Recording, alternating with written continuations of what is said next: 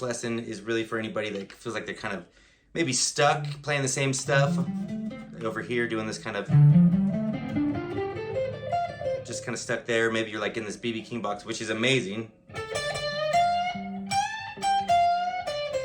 You're kind of doing a lot of that and you just want to add some more stuff. I'm going to give you some quick ones that are going to really elevate your solos, and I think you'll really enjoy it. So we're in the key of D. I'm going to do a quick rundown of these.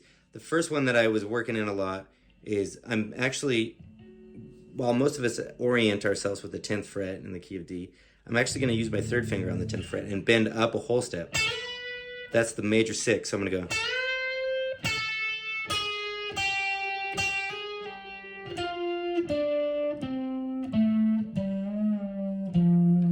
So it's like I've kind of taken a blues scale and altered it just a hair, and I'm bending kind of over here in more of the like 7th or 8th position. So you're here, you're thinking blues, but now I'm going to play this phrase where I go bending up a whole step on the 2nd string, return it, 10th fret, 9th fret, that's the 8th fret, and I do a little hammer on. That's the blue note. 10, 7, 10, 7. I'm 10, but with a bend. And then that's 8. That's the minor 3rd. And I think it's better to just end the phrase there. So often we just hear everybody ending every phrase on the root. Or I don't think you need that. I think it's cooler to just leave it open for the next phrase to continue the conversation. So there's like a little sequence in there too. These two notes, these two strings rather. I'm going. Little sequence. I'm 10, 7, 10, 7, 10, and then I'm moving on to.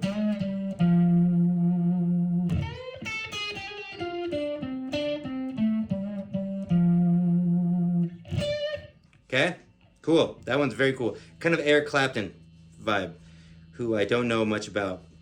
More into like BB King, Freddie King, stuff like that. But here's another one that you're gonna absolutely freaking love. You wanna build your solo, you wanna get crazy without having to play a lot over here. You're gonna start on the same note. That's the 5th of the scale. I'm gonna play the 7th of the chord right here on the 8th. Okay, lick number 2, here we go. I've got the 10th fret of the 2nd string and the 8th fret of the 1st string. That's the 5th and the 7th of the D chord. Coming down, I've now got the 8th fret of the 2nd string and the 7th fret of the 1st string. And then 6th fret and 5th fret.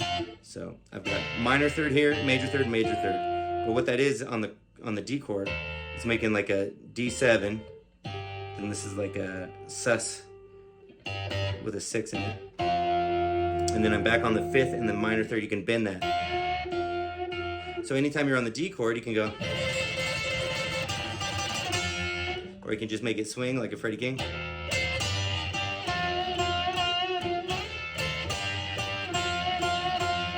Very useful. You just have to find where that is. If you're thinking you're in D like this, just know that it's may have to change positions a little bit. Cool. Well, then when I went to the 4 chord, I just moved this up here, which is going to be like 3 and 5 of the 4 chord. I went.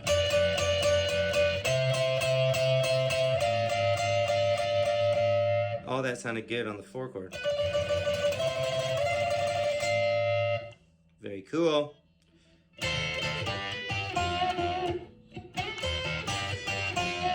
Get a lot of mileage out of that. And then the 4 chord.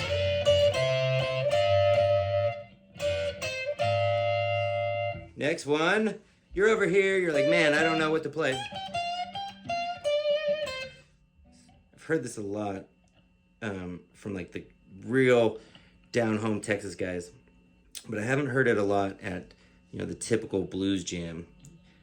Here's your root. Go up to the 6th of the scale, or the, just think of it as 2 frets above the root on the first string. Just bend it up like crazy. You can get some great phrases there, and you can hear it too, because if you're hanging out, you're doing your blues thing, and you want to get really intense, why not? Of course, I'm raking it. A little flat five there. Let's do it one more time. So here's my root, and instead of doing my major pentatonic lick or whatever, I'm gonna go to the first string. It's even fretting out, it sounds kind of cool even. I'm going down chromatically.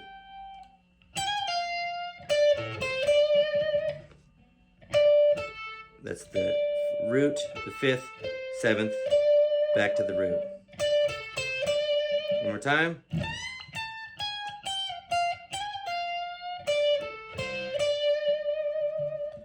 Very intense phrase, especially if you're getting tired of hanging out here.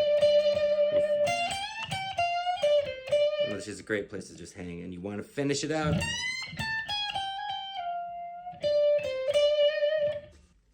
Okay, the last one that I'm going to show you today is, I got this from Kid Ramos.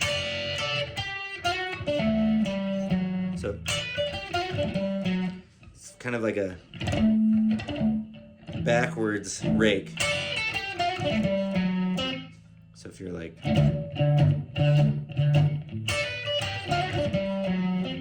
I'm landing on the third and the seventh of the chord. So it's like if you're playing one of these, you recognize that shape. Or maybe you play the 9.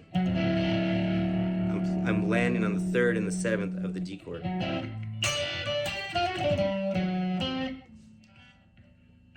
Major lick.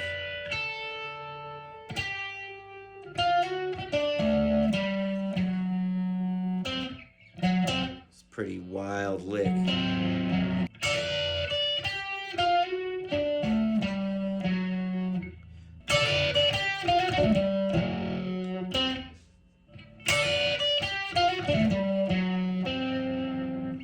So I'm once again in the 10th position, and I'm hammering on, doing a double stop on the second string. So I'm hammering on the second string to the 12th fret, but I got the first string ringing. The 12th fret of the third string, hammer on from 10 to 11 on the third string, and then I'm raking on 12 on 3, 4, and 5. 10th fret here, and 9, and then 10. All right, I hope this helped you out, gave you some new ideas for your blues playing. These will work on rock songs, they'll work on blues songs, and they just really are tasty phrases that will elevate your playing, especially if you're getting tired of the same old licks that you've been playing. Thanks for being part of this crew and just being into it enough to check out these videos. Please subscribe if you like the content, and hit me with a question.